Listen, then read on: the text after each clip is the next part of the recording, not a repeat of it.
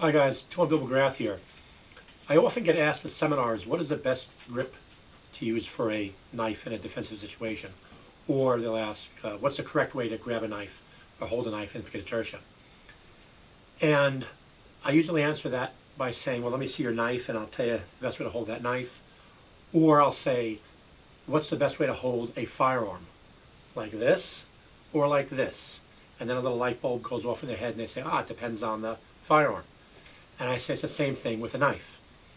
A little 4-inch folder, you're really not going to hold that the same way to get maximum effect as you would a 8 or 10-inch fighting knife or 12-inch bowie knife. So I wanted to go over some of the knives I own just to show you an idea of the most effective grip for that knife. So let's start. There's two categories we generally use, at least the way I train. We're talking about knife grips, and one is forward grip, where the knife, if you held your fist vertically with the thumb side up, your blade is pointed up, and reverse grip, your hand is in the same orientation, but the blade is pointing down. We're going to call that reverse grip. So we're going to use those two categories because there's different variations in each of those two categories. So starting with forward grip, the first one to show you is hammer grip. Hammer grip is a forward grip, and you're using this with a fairly large handle, large blade, and the same way you use a hammer. You're swinging it for maximum impact with a fairly long tool. Same way you use a hatchet, same way you use a hammer, different tools of that type. So you have a long blade, and my teacher would say, if you're going to use hammer grip, or forward grip in general, you want a blade that's at least as long as your hand. So here is a Becker BK5. It has an 8-inch blade. For me, that is right at my hand length. And you can see a lot of fighting knives traditionally were 7.5 inches. Probably a very common hand size for a lot of fighting guys throughout the 20th century where you saw those fighting knives developed. And it probably kept in that same type of idea. So, hammer grip, two categories where you're judging it. One is the length of the blade. Should be one hand or longer. So that gives you 8 inches, 10 inches, 12 inches, all the way up until 22-inch machetes. You're still using that in hammer grip. However, when the handle is too small for you to get a good, full, firm grip on, you might go to something I call thumb support grip in the forward grip category. And that is putting the thumb on the back of the blade or handle. Here we have a cold steel XX or X2 Voyager. It has a 6-inch blade. They don't make these anymore, I wish they did. But a 6-inch blade, would say, well, it's a little too small for my 8-inch hand.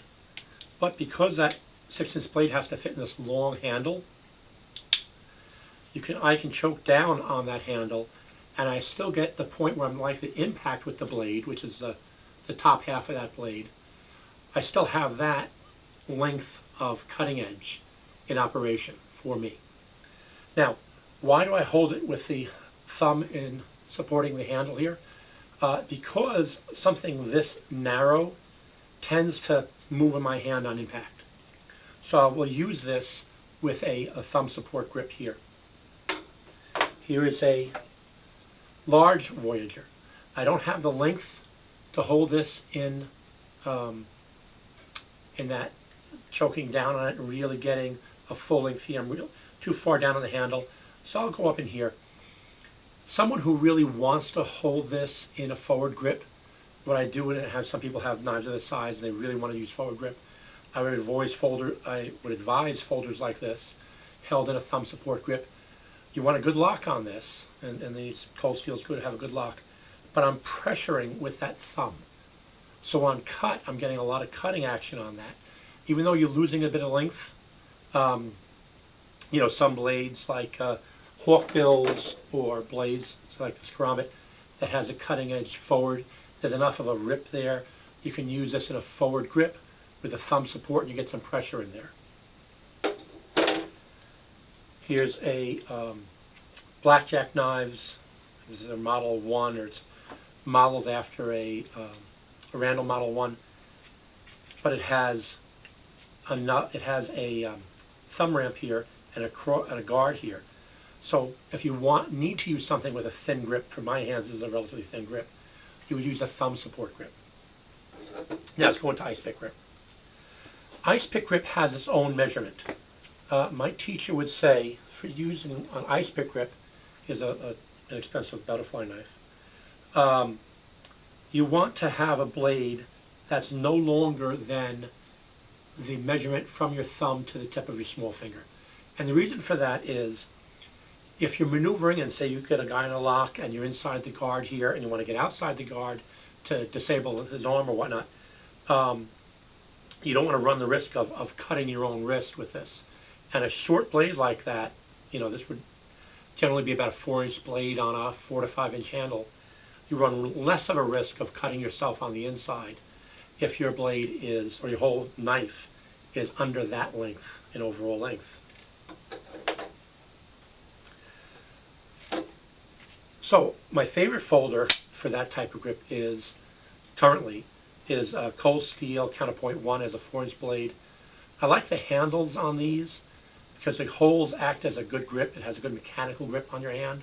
The meat of your hand falls into those holes and holds it well, and there's enough of an indent here to act as a guard. Now on ice pick gripping and pekiti-tirsia, we will very often hold the cutting edge in on a single edge knife, the cutting edge in towards the elbow. And the reason for that is, let's take this piece of paper, if you're going in to a target, you're getting a ripping cut as you pull back. Also, it helps on disarm attempts. If someone tries to grab you, you can place the cutting edge in the back of the hand and rip, and that helps defeat some of the disarm attempt. Another forward grip, let me just show you that real quick. Something called fencer's grip. And fencer's grip, if we were to take this here, you can see uses a thumb and forefinger. The thumb is supported behind where the forefinger is. And it's meant for a saber or something large with a guard. And even then, it's really for sport fencing. You really wouldn't see this very often, except for maybe the Renaissance era rapiers.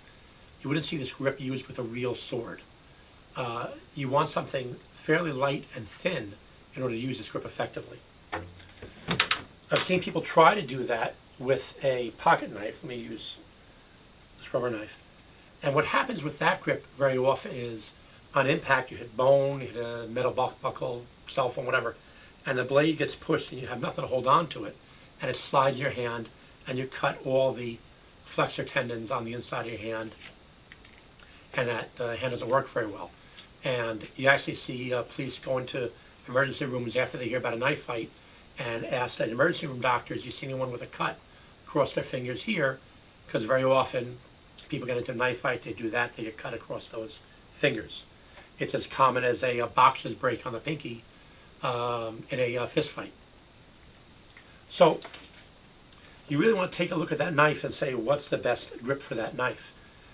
If I had to use my 5-inch blade Voyager, the regular large size, I would actually hold it in an ice pick grip, because where I'm gripping to the point of the cutting edge stays inside that one hand overall length rule. I have some extra pommel sticking out. That's not a problem, because really what I'm measuring is from this knuckle out to the tip in terms of whether it can cut my hand or not. When can you get away with fencer's grip? When you have something with a good guard on it. So again, with this blackjack, there's a sufficient guard here that I can use a fencer's grip if I really want to. But one problem with fencer's grip, as opposed to, say, thumb support grip, in fencer's grip, you see there's a lot more hole in my grip to resist lateral movement than there is in thumb support grip. When I go to thumb support grip, so you have a lot more finger surface gripping that knife handle. When I go to fencer's grip, the knife hand tends to open up a bit, and you might lose that on lateral force. It's possible. Some other variations of grip. Uh, when I was in Finland, they have a knife there called a puukko. And there's a lot of vowels in there. It is pronounced puukko, not puukko.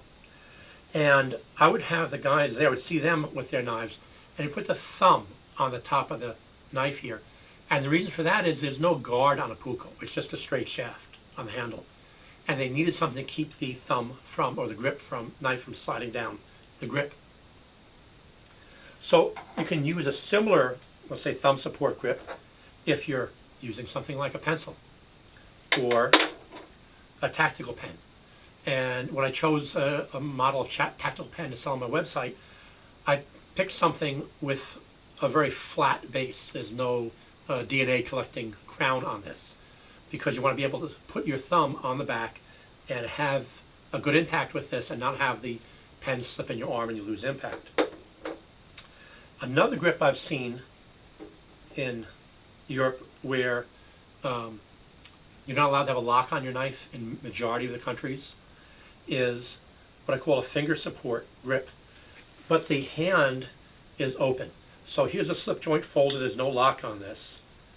This is a Case 3-blade stockman, and they will hold it with their finger on the back with the fingers open here, and it's not a real strong grip, but they have to hold it like that because there's no lock. If you held it with a full lock, or full thumb on the back and a full grip, if that knife closed on you during the fight, you get your fingers cut. And that's another way where I've seen people hold pencils. You'll back the eraser up into the palm, and you're going to plant that pencil in, and these will break on impact, so it's pretty much a one-shot deal. But you're basically pointing your finger at the target. So it's very, very accurate. You can hit what you want with this. So really each tool is going to really be held in a different way. On this Counterpoint, one of the reasons I chose this is this knife feels very good closed in holding it as a palm stick in your fist. So I'll have my guys, if they're going to their car at night and they think the situation might be a little dicey, get your knife in your hand. You don't have to open it and expose it. But, get your car keys in your left hand, and your knife is either in your pocket, or if it's really dark, it might be out. And you go into your car, and if someone across you, you can use that knife as an impact weapon. It holds good in your hand that way. You have enough sticking on the bottom, even on the top, to use as an impact weapon. And if you have to go to deadly physical force, it's very easy to open up and deploy. Another blade used in ice pick grip is the karambit. This is a little trainer.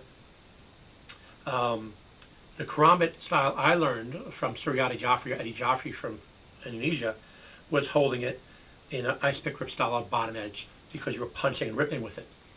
And karambits and hawkbills and other hooked blades like this kind of give you a little advantage on a small blade, and that when the blade goes in, you're ripping with that. So it you're not really following that idea of a slash has to be with a knife that's this size or longer to be effective, because that hook drags into the surface and cuts. I was showing a technique in Germany many, many years ago, and I was showing them a knife and ice pick grip, so we would hook and come and disable the arm. And what they were doing was hooking, slashing the back of the arm, and then stabbing the shoulder. And I said, guys, why are you doing that? Your blade doesn't have a cutting edge here. Oh, we were taught to do it like this. And I said, well, that technique was meant for a different size knife. They had 7 or 8 centimeter blades, probably like equivalent of 4 inches or so in U.S. measurements. And I said, your size knife will not make a good cut on that. So to illustrate this, what I had them do is hold up a piece of paper, a piece of gypsum board or sheetrock. Doing construction at school, one of the guys, big strong guy named Oliver, was holding the board like this. And one by one, they would come up, and I said, I want you to take the knife that you actually carry, hold it edge out, and come up and do a reverse grip cut on that sheetrock. And one by one, they come up and cut it. 2 or 3 guys came up, cut, no problem. I forgot on sheetrock, you're going to break it. All you got to do is score the level, the first level of paper. And sheetrock is basically plaster sandwiched between 2 layers of paper. So a couple of guys came up and made nice cuts in the paper, but didn't really do much than cut the paper. 3rd or 4th guy came up. Oliver is holding this very strong like a good German. Just as the next guy came up, and you couldn't have got this right if you practiced it for a year, the sheetrock broke. Ollie's hands fell and fell right into the path of the knife. 4-inch blade, roughly, came right across the flexed knuckles. You could not ask for a better cut than this. Came over, examined. Ollie, you okay? Yeah, it's okay. It doesn't hurt much. You look inside. The tendons were not cut. The skin was cut, and that was it. There was some bleeding. That was it. He still had a good, strong grip. I had him take a stick, hit the tires. No problem. Went to the hospital. It being Germany, 2 hours. He was back, sewn up fine. Went back to the seminar. I explained to the students if he had been cut with a knife that technique was designed for, his fingers would be on the floor. Let me give you one more grip. I learned another Indonesian style from my teacher, Joffrey, on Golok. And this was a blade, when held like this in reverse grip, this is edge out with a form support, I'll call it for lack of a better term. The blade would be just past your elbow. And they're using a grip like this to elbow hard. This is really a guillotine coming down on you. Or they're punching into the body, or they're slashing. But it was a technique designed for an armed opponent against an unarmed opponent. It wasn't really knife fighting per se. Eddie Joffrey learned this from an enforcer from an Indonesian gang. Wasn't obviously a very nice guy. Not something very practical for us to use in the West in a defensive situation. We have to worry about the legalities afterwards. So you really have to think about what the technique was designed for, what size knife, and what knife fits. What grip fits that knife, the knife you have, and what techniques you're going to use with the knife you actually carry. One more tidbit. I have my guys train with rubber knives, and usually the rubber knives come in 6, 7, 8-inch blade lengths. I have them cut that down to the length of the knife they actually carry. If they carry a 3-inch knife, they have a 3-inch rubber training knife. They have a 4-inch knife, 4-inch training knife. 5-inch knife, 5-inch training knife. So whatever size they carry, they train with the size knife, training knife, as the real knife they actually carry. So something to keep in mind. Okay, thank you. Be safe. Train hard.